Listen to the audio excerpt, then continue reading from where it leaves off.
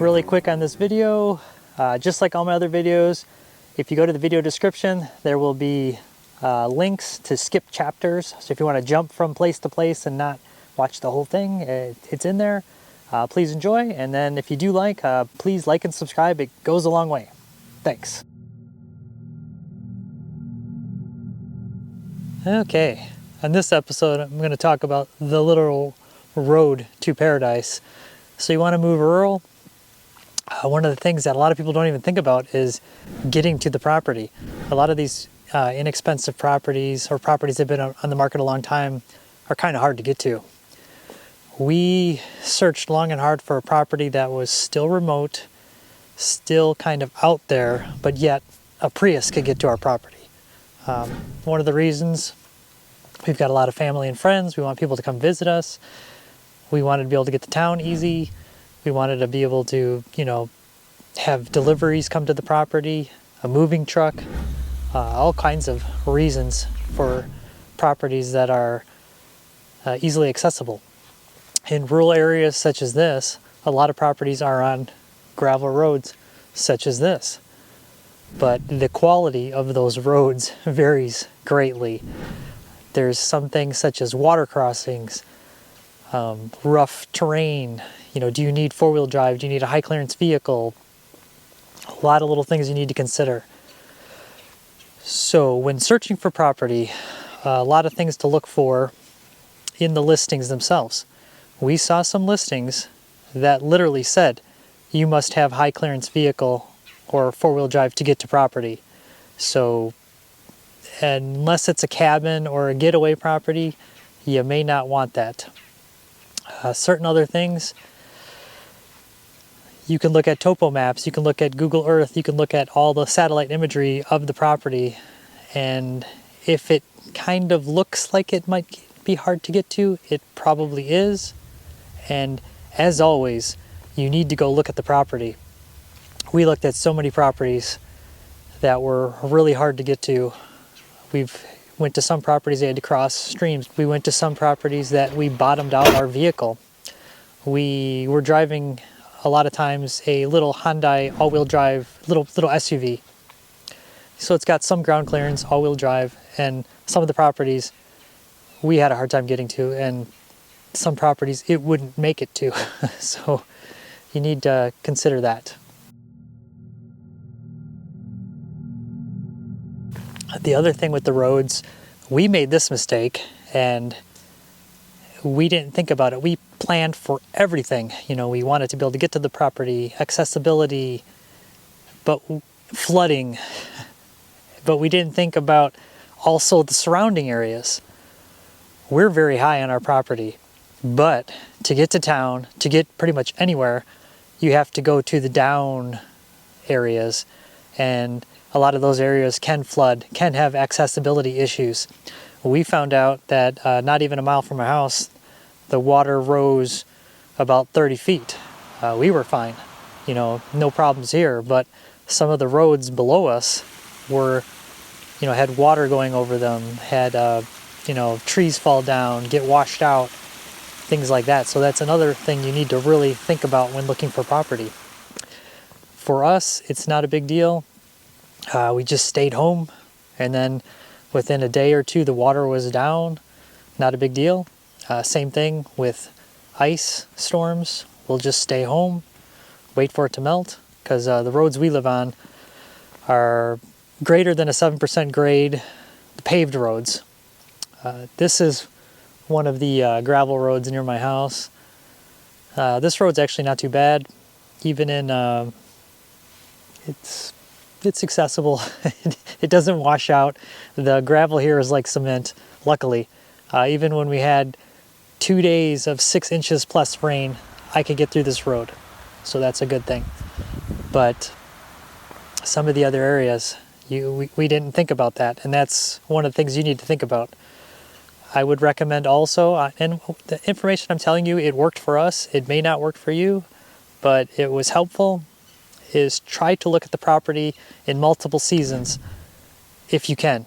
I know the market is still just crazy right now, and you might not have the time to do that, but maybe talk to some locals, talk to your realtor who's familiar with the area, and just kind of ask around. A lot of times the sellers may or may not be helpful because they want to sell the property.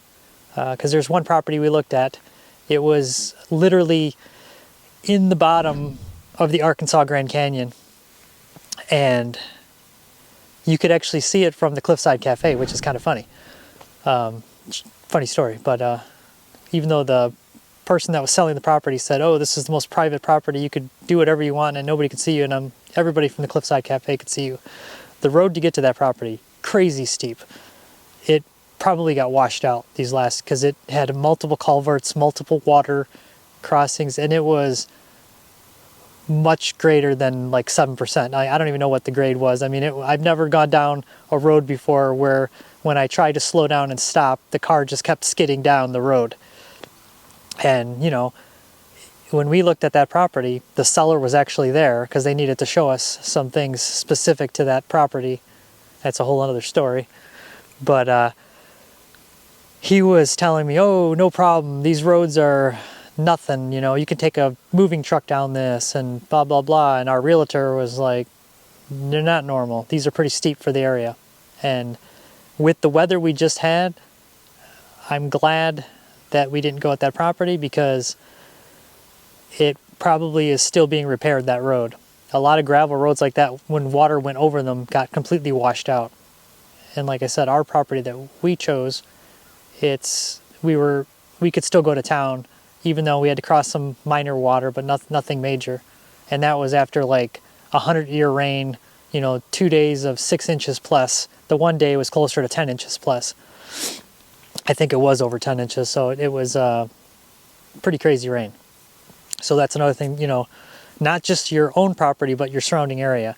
So when you go to relator.com, Zillow, any of these, you can click on the map on there, and a lot of times you can bring up the filter to view the floodplains. So it's not a bad idea to zoom that map out and kind of look and see what roads are being crossed, what bridges you have to get through to get to the property. And if you're going to homestead, which more than likely, if you're watching this channel, you're into homesteading, you need to be a little bit self-prepared on the property. I'm not saying, you know, doomsday preppers, but if you're a homesteader, you're a prepper, they go hand in hand. I would say not all preppers are homesteaders, but all homesteaders are preppers, just because you have to be. You're living a very self-reliant lifestyle, and you may get cut off from town. You may need to stay at your property an extended amount of time. So that's one of those things to consider. And you might have medical issues.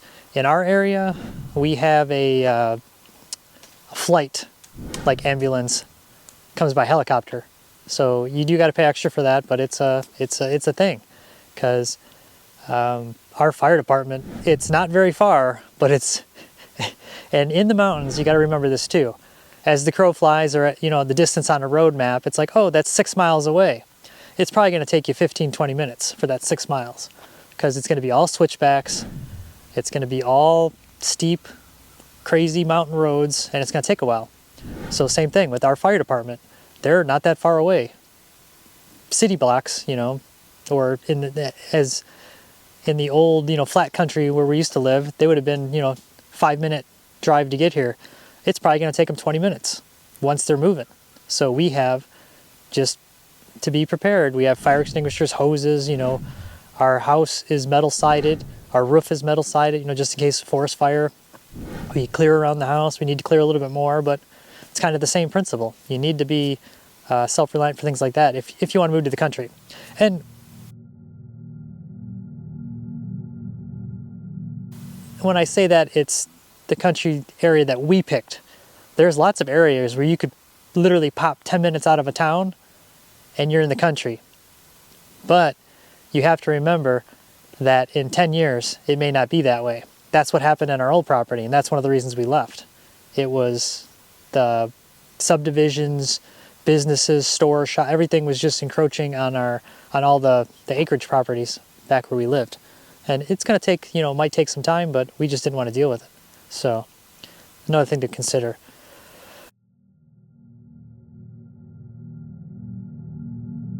Vehicles too. Do you need four-wheel drive? Do you want four-wheel drive? Our current property, we could get away with just, a car, but some of these roads, they get a little rough when they get washed out. So we have an all-wheel drive little SUV, and we have a pickup truck with four-wheel drive with high ground clearance. That's some of the things you got to consider, because you don't need to go buy a Humvee or big 4Runner or something with a body on frame, expensive SUV. You probably really don't need it. A Subaru, a Toyota RAV4, just about anything with some ground clearance you're probably going to want.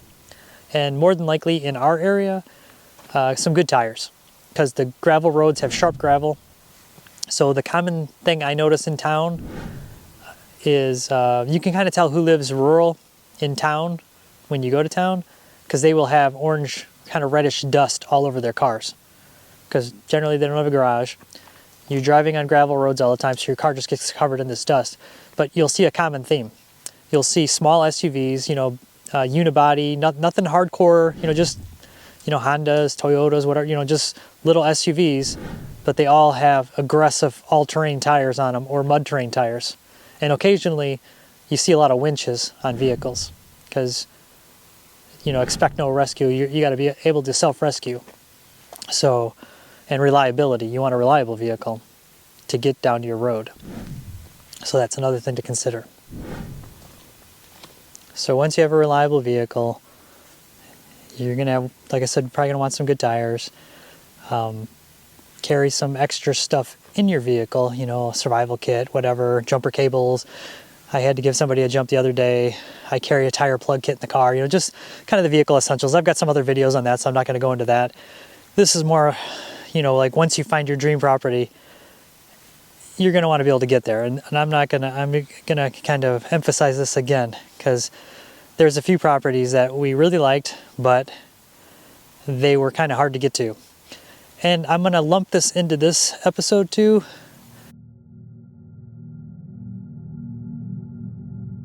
You really need to think, what do you want your property to do? Are you going to just homestead, be a recluse, and don't really care about other people? Or do you want to be close to activities, hiking, biking, mountain climbing, things like that? The river. It plays a kind of an importance though, because when we were looking for this property, we're much closer to the Buffalo. We're really close to the Buffalo River. And we're really close to like hiking trails, backpacking trails, campgrounds, rock climbing, all of that. And we did want that. We probably paid a premium for the amount of land we got versus other areas, because we looked at some other areas for the same price. What we paid our property, which was right around 30 acres, we could have got over 100 acres, but we wouldn't have been close to anything. And we probably would have spent most of our time just on our property, because most places, at least in Arkansas, in rural Arkansas in the Ozarks, you're either really close or everything's an hour. Like we look at, like, we talked to a lot of people, and it's like, oh, in every direction, oh yeah, there's this, but it's an hour this way, an hour that way, hour that way. And we wanted to be a little closer than that for some things. Yeah, a Walmart is about 40 minutes to an hour, depending which direction we go, the closest one. But our little town has a little hardware store. We have a couple gas stations. We have a grocery store, very tiny ones. So for emergencies and things like that, or when people come to visit us, I've got some restaurants I can take them to, a coffee shop, things like that, kind of some touristy things. Do you want that?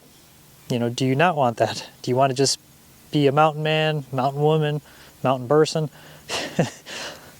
Kind of, out in the middle of nowhere.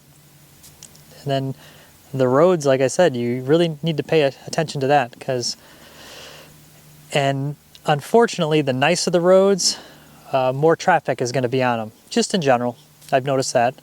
Our road has some traffic, the paved section, like once we get to it, and which doesn't bother me, because The unpaved section or our driveway is like a half mile. So I'm a half mile from the road, which is good to, and then you still got a little ways to go. So, and it's all pretty much accessible. Our gravel road is not, like I said, not bad. When you get to the paved road, it's beautiful. I mean, it's go to that road in Arkansas and then go to Illinois and tell me who has nicer roads. Same thing with Wisconsin. When last time I drove back to go get some supplies, I thought I was going to wreck the truck and the trailer on an interstate doing 70 miles an hour because I hit a pothole. I could not believe how bad the roads were in Wisconsin constantly. And same thing with Illinois. It's like, what do they do with that money? And I'm not even going to get into that, but that's, you got to consider that too. So I've noticed where we live in general in Arkansas, the roads are great. They maintain them. The gravel roads, they grade them. Easily fixed, it's easily to get through. I've noticed other areas, other states, where the roads were not as well maintained, even in rural areas. So that's something to consider. It's hard choosing a property. It's hard making a move, but and there I almost forgot another thing. When you're moving, you got to move all your stuff down these roads. That's another thing to consider. Is that 26-foot, U-Haul gonna make the turns? There's a couple properties we looked at. They had size limits on the trailer or truck you could drive down the road because the switchbacks are so tight. Is it gonna make it there? Are the hills too steep? Those are things you got to consider. So, in addition to looking at the property, you need to go there, if possible, multiple seasons, or like I said, get somebody there who has been in the area multiple seasons.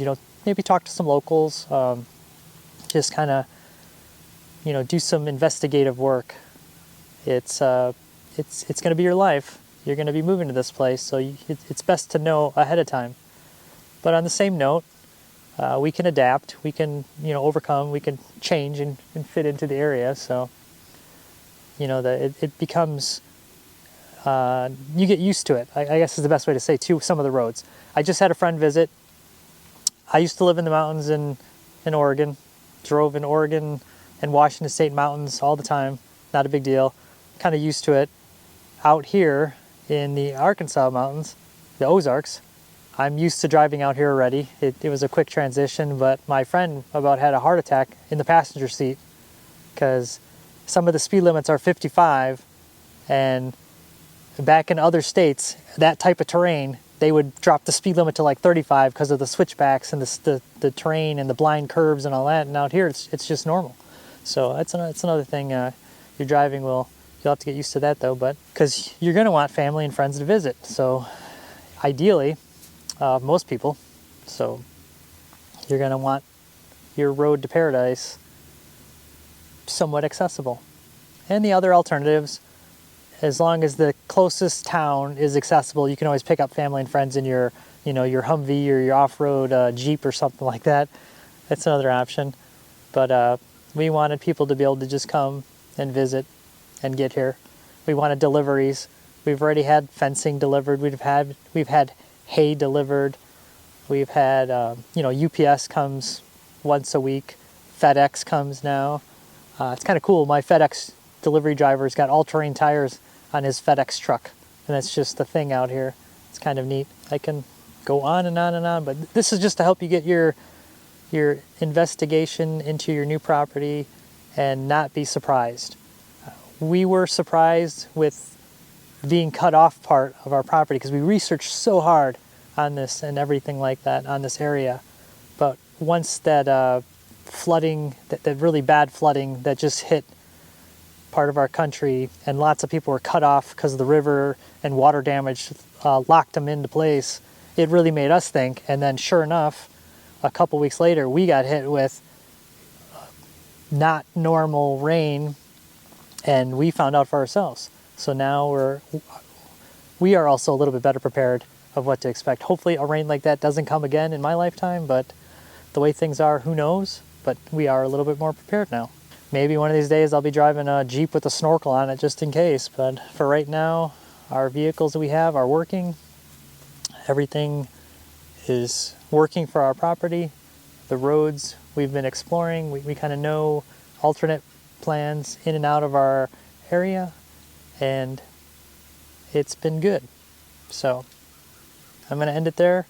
Good luck finding your property. And that's another thing too, if you're watching some of these homestead videos and you're like, I can't do this, I don't know if I could leave my job, and people have been homesteading forever. There's YouTube videos you can watch, books on it. I mean, there's so much knowledge on it. It's like everything in my life. 20 something, more than 20 years ago now, I wanted to go mountain climbing. I lived in Wisconsin, flattest area ever. I wanted to go my whole life. I bought a book, Freedom of the Hills, Mountaineering. Me and a friend went and climbed Mount Rainier. Bingo, you know. And then started off a multi-decade climbing thing. And then years later, my wife and I wanted to sail a sailboat. We knew nothing of sailing. And in my mind, I was like, you know, people have been sailing for thousands of years. So I went on the internet, I found a little chart that shows direction of wind, direction you want to go, and how to roughly put your sails. And we sailed in Lake Michigan, which was a scary lake, but we did it. We are now on our second homestead. We were not really homesteaders. Our parents, both growing up, Jen and I, had hobby farms. So animals and like little things were pretty normal, but not solar power, you know, water catchment systems, kind of living off the grid. That's kind of a new thing to us, but we're learning as we go. Lots of good information out there. And the products, the people, you know, there's just so much information and things to make it go better that now is the time, you know, the kind of the same thing as real estate, you know, when's the best time to buy? It was yesterday. Now is a good time. So I'm going to end it there because I keep talking. So till next time, thanks.